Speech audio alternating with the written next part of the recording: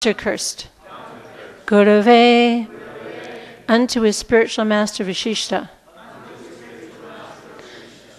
Adharma Vartine, who is induced to irreligious principles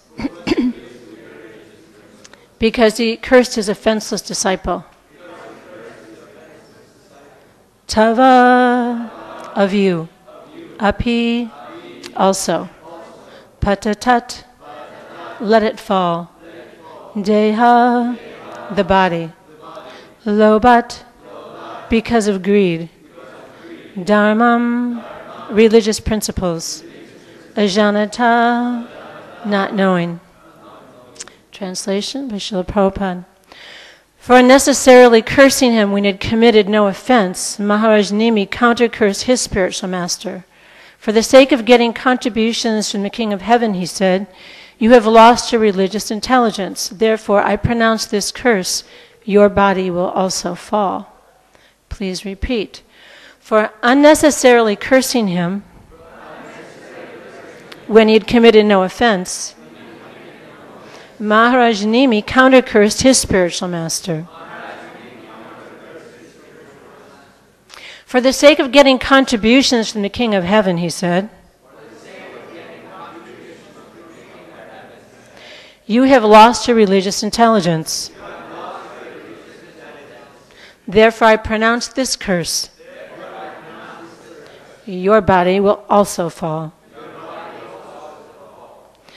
The religious principle for a Brahmana is that he should not be greedy at all. In this case, however, for the sake of more lucrative remunerations from the King of Heaven, Vishishta neglected Maharaj Nimi's request on this planet, and when Nimi performed the sacrifices with other priests, Vishishta unnecessarily cursed him.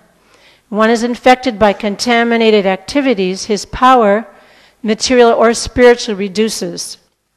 Although Vishishta was the spiritual master of Maharaj Nimi, because of his greed, he became fallen.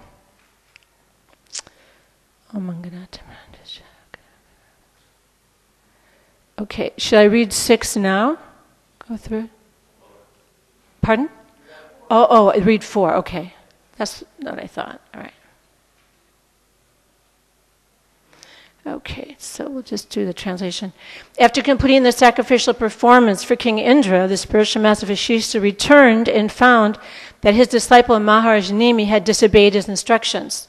Thus Vishishta cursed him, saying, may the material body of Nimi, who considers himself learned, immediately fall, of course, and then there was a counter curse. So this is... it goes on a lot in Bhagavatam, you know, the cursing and the counter-cursing. And I know that Prabhu went over the story between Vishishta and Vishwamitra a bit, but I wanted to go into it with a little more detail, because it's a pretty amazing story. Basically, Vishwamitra was a great king, and he wanted to go on an expedition and examine his kingdom.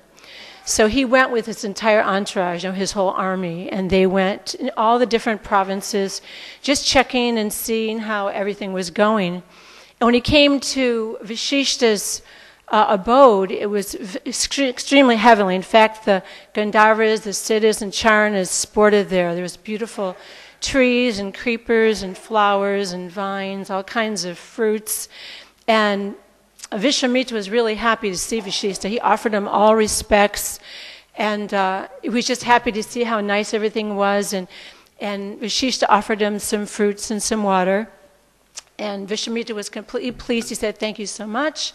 I really appreciate your cordialness, and so I'm going to take my leave now. And Vishishta said, no, don't go. He said, that's not enough. I want to give you more. I want to feed you more. So he's like, no, really, it was perfect. Just seeing you and being here, I'm completely satisfied. But Vishishta insisted. He said, okay, if you insist, if it'll please you, I'll stay. So him and his whole army, they decided to stay and take prasadam. So what happened is Vishishta had this incredible desire cow her name was Shabala.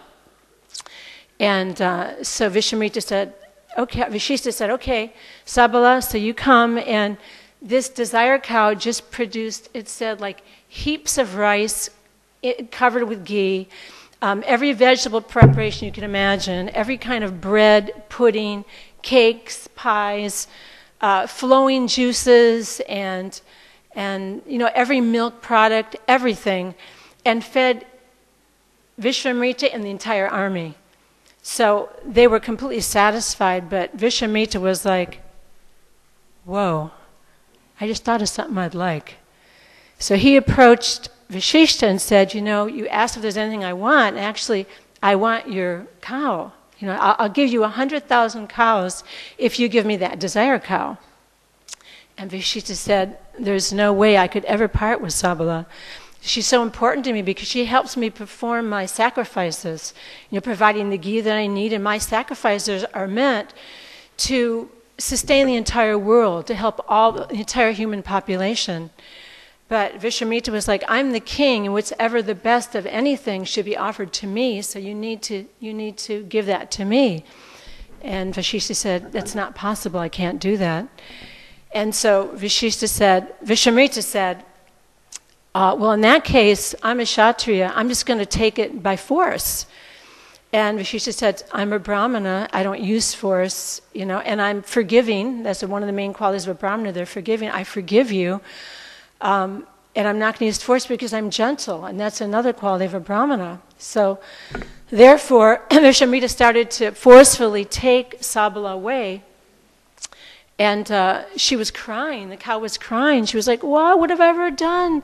She was appealing to Vashishta. She actually broke away, and she said her perfect limbs were trembling, and she was, standing, looking up at Vashishta, saying, what have I ever done to offend you? Have I made some mistake? Why are you not protecting me? And Vashishta said, I'm a Brahmana, so I can't really use my power, against a Kshatriya. And Sabala says, well, if you just give the order saying stay, so the cow understood the deeper meaning what Vashishta was saying. So he said, if you just say stay, so Vashishta said, okay, stay. And the moment that he said stay, Sabala was prepared to fight. So Vishwamitra got together all his 100 sons, all his weapons. They started this incredible battle, but the cow was able to produce every kind of weapon. It said, weapons came out of her mouth, they came out of her udder, every kind of weapon you can imagine. And there was Vishwamitra completely humbled. You know what I mean? It said just like a turbulent ocean, he was calm, but he wasn't really calm. It just, he was just humbled. So he was upset. He was shocked that he hadn't won the battle. So he began to realize the power of a Brahmana. Just like here, we're seeing that, according to your spiritual power and what you do, you can gain spiritual power or you can lose spiritual power. So because of that, Vishwamitra decided he was going to go and meditate. So he worshiped Lord.Siva. And as we know, Kamastaista Hridagyana Prapadyante Devata, that those with material desires, they have distorted minds. They worship the demigods according to their own rules and regulations. So he started to worship Lord.Siva, performing many, many penances. And when he had finally worshipped long enough, Lord.Siva appeared before him and said, well, what would you like? And he said, well, I'd like to have knowledge of weapons, of every weapon the demigods have, of Vayus and Varunas and Brahmas and Indras. And he just went right down the line asking for all of them. And so Lord.Siva said, okay, you've got it. So he's like, okay, this is it now. Vashishta is as good as defeated. So he went back and he approached Vashishta and he started firing the weapons. And all Vashishta did, he had a staff in his hand. He just held the staff up. And fire was emanating from his staff. And as Vishwamitra threw the weapons, his staff just absorbed each one. Varunas and Brahmas and Shivas and each one, he just got it.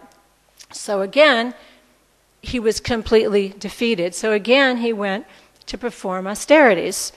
And each time he performed austerities and then he went into battle, of course, he lost it. So he kind of had to start over again. So he started performing more austerities. And this time, Indra got worried. Uh-oh, he might take my place. So Prabhu mentioned that the other day, how Menaka came down to distract him. That was like 1,000 years when he realized, wow, I'm being distracted from what my purposes really were. And so he sent Menaka back, and he started performing austerities again. And again, Indra got scared. He sent down another demigoddess. Her name was Aramba. But this time, Vishwamitra got angry, and he cursed her for coming here and trying to distract me. You become a stone for the next 1,000 years.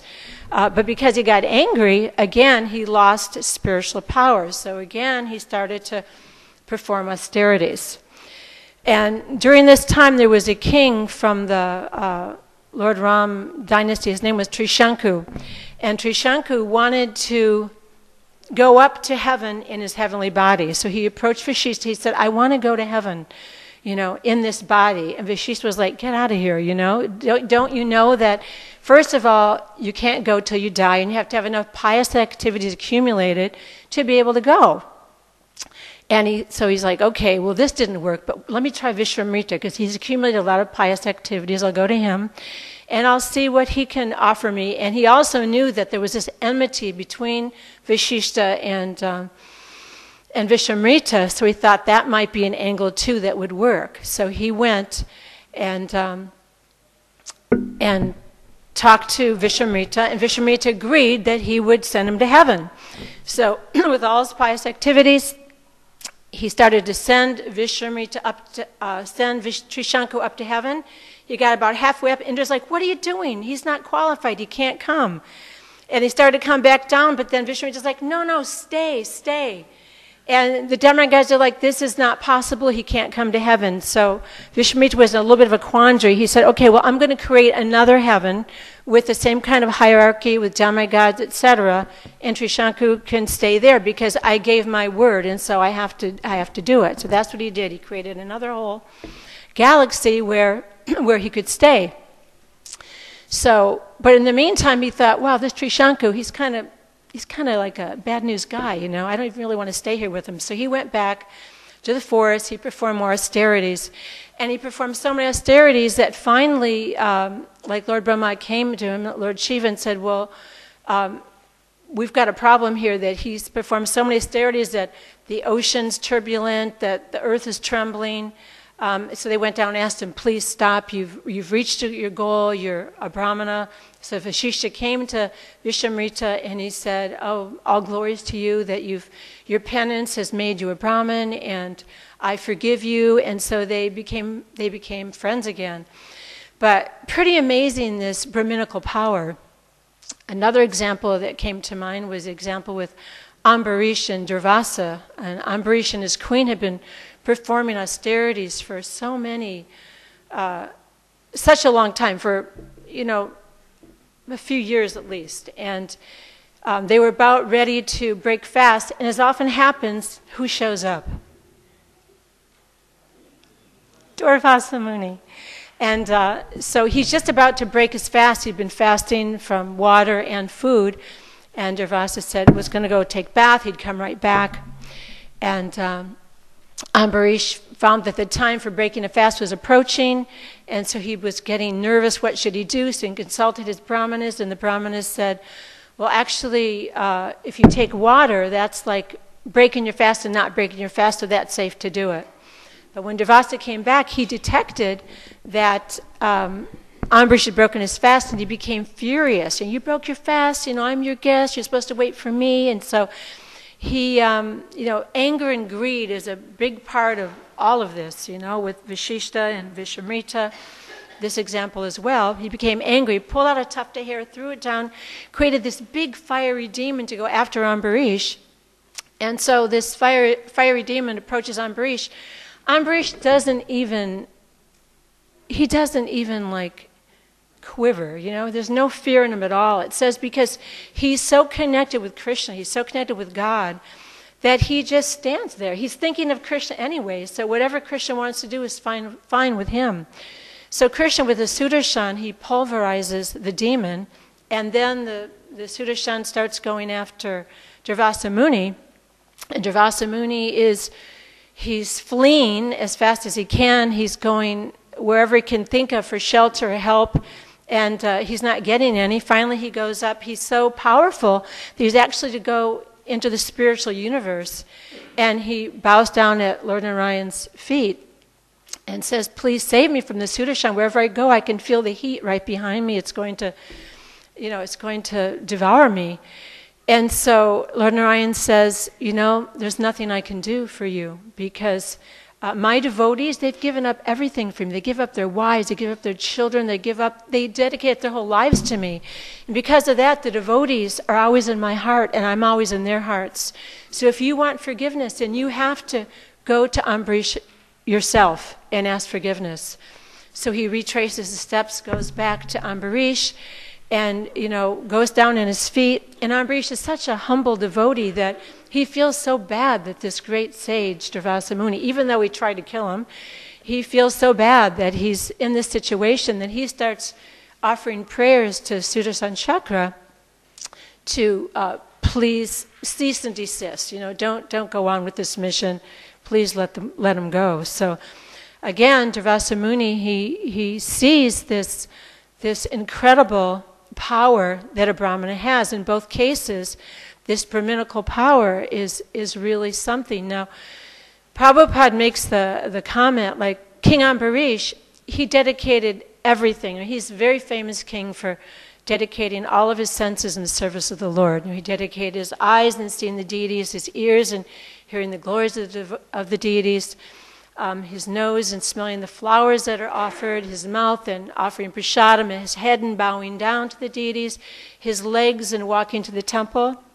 So in all these ways, he was always engaged. And Prabhupada, he encourages us, in terms of a personal application, to follow the example of King Ambarish, that in doing this, that we'll also be so absorbed in love of Krishna that nothing will be able to touch us.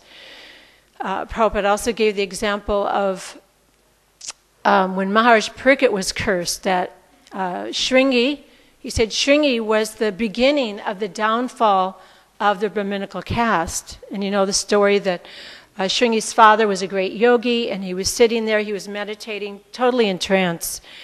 And King, Maharaj Parikshit, the king, he was also going through his kingdom, checking on everything. He became very, very thirsty, so he stopped at the yogi's hermitage, and he just wanted a glass of water and maybe some nourishment. But the yogi was in such trance that he was unable to respond. He was not in touch with his external senses, he was totally internal. So he wasn't bothering to respond to Maharaj Parikshit, not out of rudeness, just because he was so absorbed. But Maharaj Parikshit became offended. Now we think, well, he's such a great devotee, why did he become offended? And Prabhupada said in the purport that both Vishwanath Chakravarti Thakur and Srila Shiva Goswami, they saw this as a divine arrangement of the Lord, that Maharaj Parikshit, he got angry. So he got angry, and as he was leaving, he saw a dead snake. So he took the dead snake and he picked it up and he put it on the yogi. And then when the yogi's son, who was also a very powerful Brahmin, said in that time, even children, the way they were trained and the way things were set up, they became very powerful. So he was very powerful, and he was very offended at that the king had done that. And he didn't think his father had done anything wrong. In fact, his mentality was, the king is a Kshatriya, my father is a Brahmana. How dare that the king come and offer for water from my father's pot? It's like a dog coming to his master and expecting to eat out of the same bowl. So because he was so angry, then he cursed Maharaj Parikshit to die in 10 days, and we know that whole story. But Prabhupada really makes a point of saying this is the beginning of the fall of the Brahminical class, and because of that, there's this idea of how can I say it, of looking down. I'm a Brahmana, you're a Kshatriya, I'm a Kshatriya, you're a Vaishya, I'm a Vaishya, you're a Shudra. This idea, when actually everyone is a part and parcel of Krishna. We're all spirit souls, so everyone has their duty to do. And Krishna, he sees us all equally.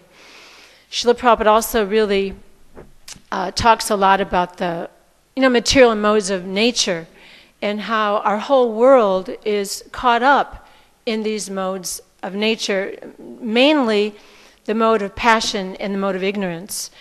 And Prabhupada says there's no question of happiness in the mode of passion and ignorance. It's not possible.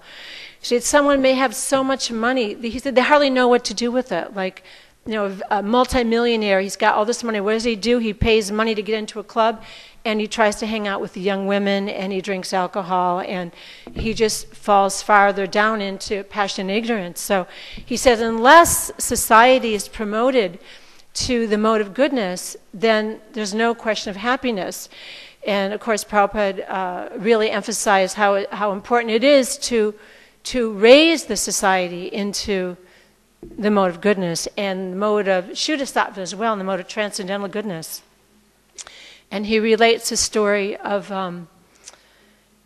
King Vena, and how King Vena, his mother was the daughter of death personified, and his father was King Anga. And because the death personified was involved when their child was born, King Vena, he was a pretty bad news kid. He was very cruel. He used to sometimes kill his classmates, his playmates, when they were young, if they disturbed him. And he was enthroned. And the good part about him being enthroned is in the rogues and the thieves, they kind of kept their distance. But as time went on, the saints and the sages became very concerned because he wasn't keeping up any of the spiritual rituals at all. So they approached him. And this is how the government was back in that time. The Brahminical class was there to advise the king and advise the ministers and how to run. Like Prabhupada often points out that our government today, it's democracy, and he uses the term democracy meaning demon crazy. He said all Kali Yuga is full of Sudras, and then the Sudras, they elect another Sudra who isn't qualified to rule, and then there you are, you've got a pretty big mess on your hands. So King Vena, he actually became so degraded that he, when the saints and sages came to meet with him and to try to talk about the situation, because the kingdom was kind of becoming more and more degraded, King Vena, he said, "Wow, you're just like a prostitute, going to, you're leaving your husband, you're going somewhere else. Like instead of worshiping me, you're worshiping gods when you should just be offering everything to me." And then they thought, wow, they actually started screaming, kill him, kill him, kill him. He was so off base, to be asking for the citizens to worship him instead of him directing, because the king is supposed to be the one that leads the citizens to worship the Supreme Personality of Godhead. And if he doesn't do that, then he's not performing his duty. So again, by Brahma Tejas, by the spiritual power, the saints and sages did kill him. And you know how they did it? It's like amazing how they did it. It said from high-sounding words. From the sound vibration of high-sounding words, they were able to kill King Anga. I'm sorry, not King Anga, King Vena. Anga was his father. And Sunita, his mother, she was very upset. She preserved his body in scented oils. So because the king was dead, then the rogues and thieves, they started to increase. They started to come around more. So the saints and sages, again, got together, decided, what should we do about this? So what they did was they started churning the body. And at first, a bahuka came out. And after that, they kept churning. And Prabhupada said, this sounds unusual, but it's possible. Obviously, it happened. Like, you can see people who aren't devotees, who don't understand, they read this and they consider it mythology, but it was actual fact that would happen. So again, as they churned the body, a great personality, King Prithu, came out, and then as they continued churning, Queen Archie came out, and they were supreme rulers that knew how to rule the country. And these great rulers, just like King Yudhisthira was such a great ruler, it said that there was no problem in the kingdom. Like it didn't rain, wasn't supposed to rain. And even if a child died before the parents would go to the king and say, what is wrong here? You know, my child died and I'm still alive, and that means you're doing something wrong. You know, the king was really responsible for keeping everything pure and keeping the citizens happy. And it said that when King Yudhisthira he started just subtly to notice a little change in the atmosphere of his kingdom. Like the seasons started to change. You know, things that, I mean, I know that happens now all the time. Like, it'll be winter time and then the flowers start to bloom, but then the winter comes back and all the flowers die. And so he was noticing so many different things, noticing a little anger and greed creeping into the kingdom. And he was thinking, what's going on? And even then, he was suspecting that Krishna might have left the planet, or he may be planning to leave the planet. So he was very, very concerned, because he was such a great king. So these Mahatmas were equipoised. They were able to rule with such grace, you know, with such ease, with such perfectness. And of course, we have our own Srila Prabhupada, who was able to do so much. Like, when I look at the painting here, like, I was here when that building was started, and I guess it was 76, and there was just nothing here. And you see by Prabhupada's spiritual power and by his disciples' spiritual power what he was able to accomplish. And I was reading about some of the comments by Srila Prabhupada's associates before he even came to America, and what they had to say about him. There was a pujari that I guess it was at Vaitacharya's house, a pujari there, and he said that there was this grahasta who would come every month, and he would sit there in the back of the temple, and he would chant. He said he would chant very carefully, and fingers, beads, in deep meditation. Oftentimes tears would be flowing from his eyes. And he said every time that Prabhupada would leave, he would come up to him, he would thank him, "Thank you so much for your service," and he would go away. So that went on for quite a long time. And then Prabhupada didn't come for a while. And then again, Prabhupada, he saw somebody sitting in the back, but they were dressed in saffron this time. So he thought, I think that's my same friend. So he went, after Prabhupada got done chanting, Prabhupada came up to him and said, you know, my spiritual master has asked me to do something impossible. He said, he's asked me to go across the ocean and to bring Lord Chaitanya's message to the West. And I don't know how I can do this. So I'm asking for your blessings. And he said, I'm such an unworthy disciple of Srila Bhaktisiddhanta, but because he's asked me to do this, I'm going to try to do it.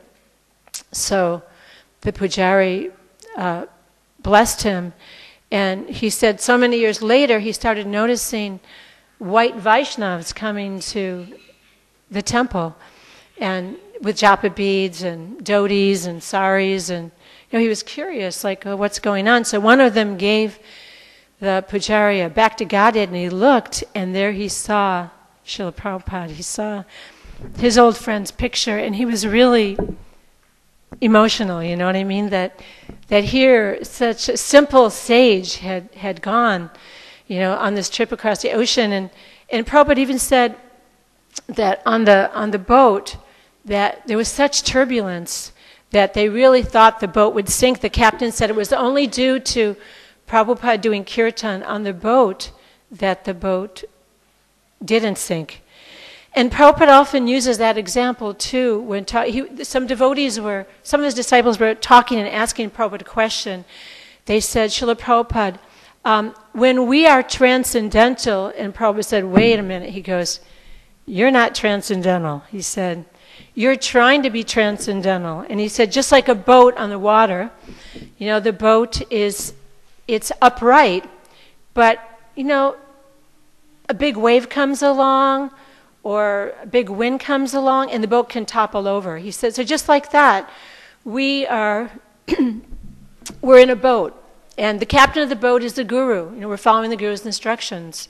And the shastras are the winds, and the favorable winds that are blowing us along. So as long as we stay in the boat, as long as we follow the instructions of the spiritual master, and as long as we read the shastras, because Prabhupada was a perfect example of a yogi. He was most intimately united with Krishna, the highest of all. He followed such strict sadhana. Even before he came, people who stayed with him said that every day he got up early, he attended Mangala Arati, he chanted his rounds, he always heard Srimad Bhagavatam, he always heard Bhagavad Gita, and he always shared, he always had lectures, pravachan, he always had lectures with people who were nearby. And he didn't think he had the strength. He even told his sannyasa guru, he said, well, there's different things. Like one thing that happened was Srila Bhaktivedanta was giving a lecture, and he had sent different disciples to the West to be able to bring Krishna consciousness to the West, but they might have been a little successful, not much. They came back, very difficult. And Srila Bhaktivedanta was still asking his disciples, please go to the West, bring this knowledge. There's so many people there that are ready for it. And so once, this young man was in the lecture, and he was looking at Srila Bhaktivedanta as he said that, and he was looking at someone. And he was like, who is he looking at? It was like right near him, but he turned around, and then he saw that Srila Bhaktivedanta was looking right at Prabhupada, and Prabhupada was looking at him. They were kind of having this intimate visual exchange, So Prabhupada was speaking to his sannyasa guru and saying, I don't think that I have the strength to be able to do it. And his guru said, whatever strength you have, if you use that strength, then Srila Bhaktivedanta will give you more strength, and you'll be able to accomplish that. So we see that that's what happened, and Srila Prabhupada was always very conscious of Srila Bhaktivedanta. I said even when someone would bring a flower garland to him and try to put the flower garland on him, he would go, no, wait, you take the flower garland, and then he would put on Srila Bhaktivedanta's picture first, and then he would take it. So he never took any, that's the danger, when we become, a little spiritually powerful. We saw it with Durvasa, we saw it with Vishwamitra, we saw it with Vena. You become a little powerful, you become a little prideful, you become a little, a little greedy. And so that if we can always remember that whatever we're doing is by the grace of Prabhupada and our spiritual master, then that danger of becoming a victim of pride and anger and greed, then it's not possible. And Prabhupada gave us such a beautiful program of being able to engage ourselves, Vacho Vegam, Manasat Krodha Vegam, Jiva Vegam, Urapasta Vegam, Etan Vegam, Yovisa Heta Dera, Sarvam Apimam, Pradivim Shusha. One that can tolerate the mind's demands, the urge to speak, and the urges of the tongue, belly, and genitals, is qualified to make disciples all over the world. So he talks a lot about prasadam and the prasadam prayer that we can say, that please engage my tongue. There's so many ways to engage the tongue in chanting and in honoring prasadam. So Prabhupada always encouraged us to do and like that, to be able to engage all of our senses in Krishna service and to be able to take this message out. Like Prabhupada confided in his godbrothers at sometimes how difficult it was, to preach. He even said one time, he said, my disciples, they're a little bit like monkeys, you have to excuse them because they come from this environment, of ignorance and passion. But he said, by chanting and by serving, they will be good. They'll come up. And once he was in a room with some of his godbrothers, and they started saying how they were worried about what about when you leave, Srila Prabhupada, that your disciples, because they may cause a disturbance in Vrindavan. They may cause, they may ruin our environment. And Prabhupada became so angry. You know, he said, you are blaming my disciples, and my disciples are so good, and they're following this process, and you need to help them. And if you continue this criticism, he said, I will never come back to Vrindavan again. And they were, we're so sorry, we'll make sure, you know, we won't say that again, and we'll try to help your disciples. And so gradually, his godbrothers and everyone saw what Srila Prabhupada was able to do, and really, we can see that as Kali Yuga progresses, that it's not just America that's being affected. With the media, with computers, with cell phones, the whole world is victimized by this. It can be used for good, and it can be used for bad. But we can see many, you know, citizens of India also falling away. So I was going to read a quote from the Nectarian Ocean of the Holy Name, just how important it is to chant, you know, with attention, to follow, you know, in Srila Prabhupada's footsteps, because Srila Prabhupada can empower us to do anything, and we've seen that, what Prabhupada's been able to do. I mean, look at what has happened here in Mayapur. Look at what has happened all over the world. I know I live in Alachua, and we have like a preaching center about a half an hour away in Gainesville, Florida. And the college there, they serve a prasadam lunch. They've been doing it for 40 years. And Gargamuni, who was a sannyasi, they had some problem. It was 4 sannyasis who started preaching that Prabhupada was God, you know, because they loved Prabhupada so much. He's so glorious, but big mistake. You know, Prabhupada became very upset when they said that. I'm not God, I'm a servant of God. So he sent them all out to preach, and Gargamuni went to Gainesville. And he was a pretty good cook. So he started cooking. There's a university there, University of Florida. He started cooking, and he started, feeding some of the students. And then he met Aravinda and Gayatri. They had a little apartment, so they said that Gargamuni could stay with them. And so Gayatri started cooking, and they started this whole program where they distribute prasadam to the students 5 days a week. And I mean, now there's probably over 1,000 students every day that take prasadam, and this has been going on for 40 years. And the universities tried to stop it a couple of times, but it was kind of like a revolution by the students. You know, they even have T-shirts that says all the reasons to go to UF, and one of them is Krishna lunch. They wear T-shirts that says Krishna lunch, you know. So it's really wonderful. And the university has, at this time, given the devotees a special place, their own place at the university to distribute Krishna lunch. So that also is like so amazing, like how far it's come. You know, in such a short amount of time, we have no idea how far it can come from here. So the chanting, and specifically going out on Sankirtan, but let me just read this. This is from Bhakti Thakur Sharanagati. There's no vow like chanting the holy name, no knowledge superior to it, no meditation which comes anywhere near it, and it gives the highest result. No penance is equal to it, and nothing is as potent or powerful as the holy name. Chanting is the greatest act of piety and the supreme refuge. Even the words of the Vedas do not possess sufficient power to describe its magnitude. Chanting is the highest path to liberation, peace, and eternal life.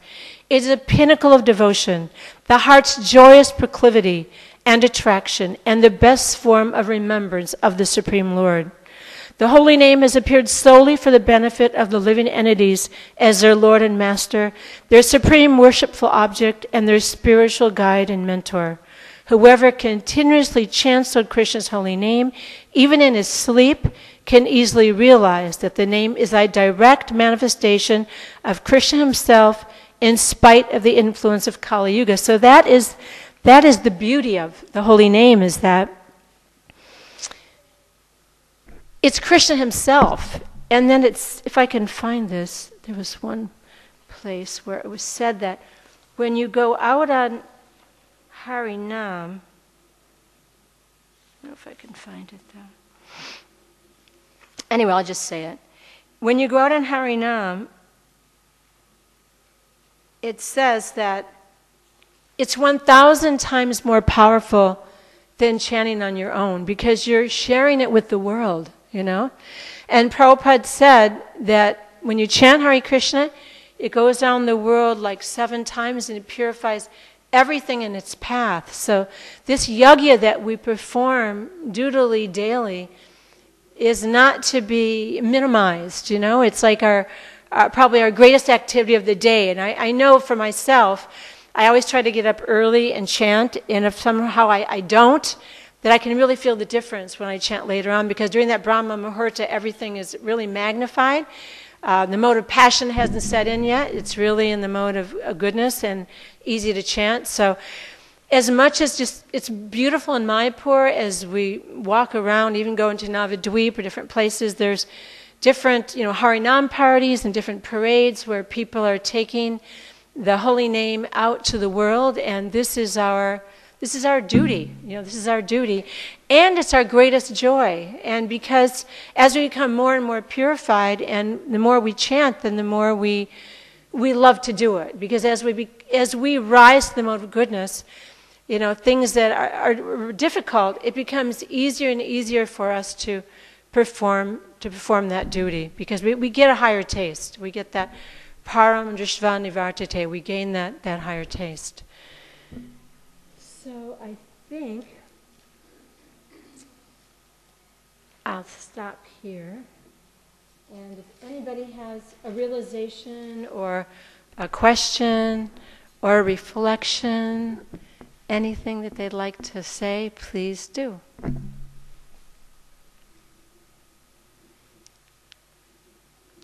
And if not, we'll stop here. Thank you very much. Oh, yes, you have a question. Thank you. Thank you.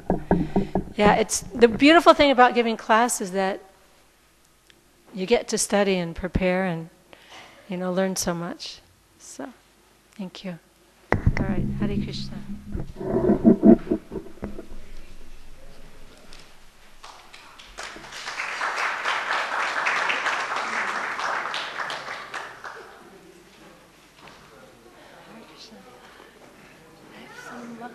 But I forgot to take. Where do I find you? Will you be tomorrow morning here? I'll be here tomorrow morning. Yeah. Mangalarati or? I'll be here for Mangalarti, but also for better class, because hard to see me at Mangalarti, right? I put aside and I forgot to put in my bag. I wanted to give for you and for Hari Puja. Oh, that's okay. Tomorrow, it's fine.